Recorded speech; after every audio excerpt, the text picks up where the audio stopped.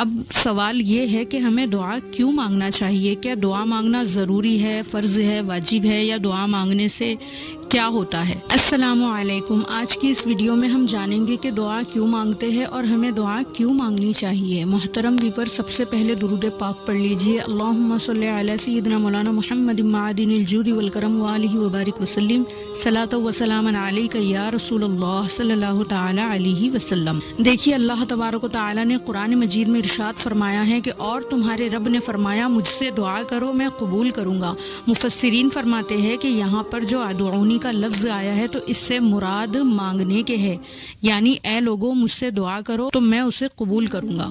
اور ایک قول کے مطابق یہ کہا گیا ہے کہ یہاں پر ادعونی سے جو مراد لیا گیا ہے وہ عبادت کا ہے، مطلب اب مراد یہ ہوگا کہ اے لوگوں تم میری عبادت کرو تو میں تمہیں ثواب دوں گا۔ اب سوال یہ ہے کہ ہمیں دعا کیوں مانگنا چاہیے؟ کیا دعا مانگنا ضروری ہے، فرض ہے، واجب ہے، یا دعا مانگنے سے کیا ہوتا ہے؟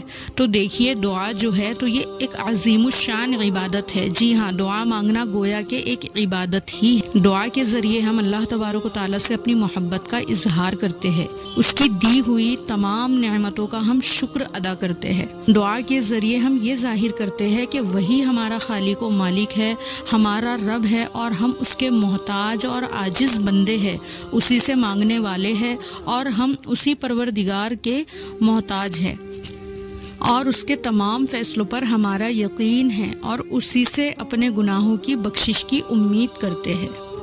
ہمارا عقیدہ ہے کہ وہی ہمارا خالق و مالک و رازق ہے، وہ رب العالمین ہے، ارحم الراحمین ہے، احکم الحاکمین ہے، مالک الملک ہے۔ تو آئیے نا اسی رب سے مانگتے ہیں جو جواد و کریم ہے اور بخششیں فرماتا ہے، اور جو جود و کرم کے دریا بہاتا ہے تو ایسے بہاتا ہے کہ جو تمام عزت، عظمت، قدرت، خزانوں اور قدرتوں والا ہے۔ اسی بے نیاز سے مانگتے ہیں جو اگر عطا کرنے پر آئے تو ایک ایک مخلوق کو اپنے خزانوں میں سے اربوں عطا کر دے، تب بھی اس کریم کے خزانوں میں سوئی کی نوک برابر بھی کمی نہیں آ سکتی۔ سبحان اللہ۔ تو دیکھیے، اللہ تبارک و تعالیٰ کو سب سے زیادہ کیا پسند ہے؟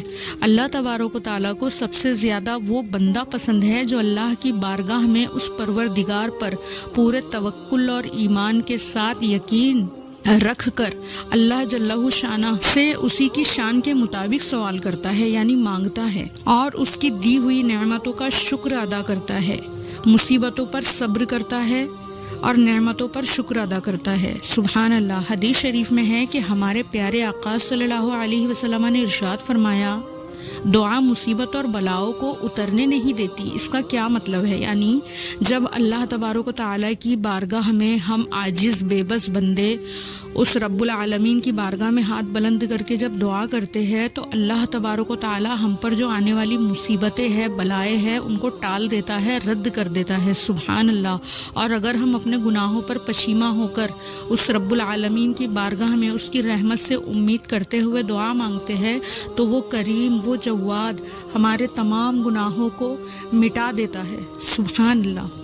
اور نبی کریم صلی اللہ علیہ وسلم نے فرمایا کہ دعا جو ہے تو یہ مسلمانوں کا ہتھیار ہے، دین کا ستون ہے، اور آسمان و زمین کا نور ہے، اور سب سے اہم بات یہ ہے کہ ہمارے گناہوں کو معاف کرانے کا ذریعہ ہے۔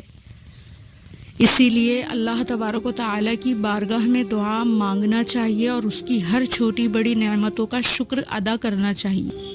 دیکھیے، دعا مانگنے کے بہت فضائل و برکات ہے، تو کیوں نہ ہم ان دعاؤں کو اپنی روزمرہ کی زندگی میں شامل کر لے۔ فار ایگزامپل، اگر ہم نے کسی مسلمان بھائی کے گھر یا کسی کے گھر ہم نے دعوت پر اس کے دسترخوان میں بیٹھ کر ہم نے کھانا کھایا، اور ہم نے اپنے دونوں ہاتھ بلند کر کے اللہ تعالیٰ کا شکر ادا کرنے کے بعد اللہ تعالیٰ کی بارگاہ میں یہ دعا کی کہ اللہم اطعم من اطعمنی واسقی من سقانی، یعنی اے اللہ جس نے مجھے کھلایا تو اسے کھلا، اور جس نے مجھے پلایا تو اسے پلا۔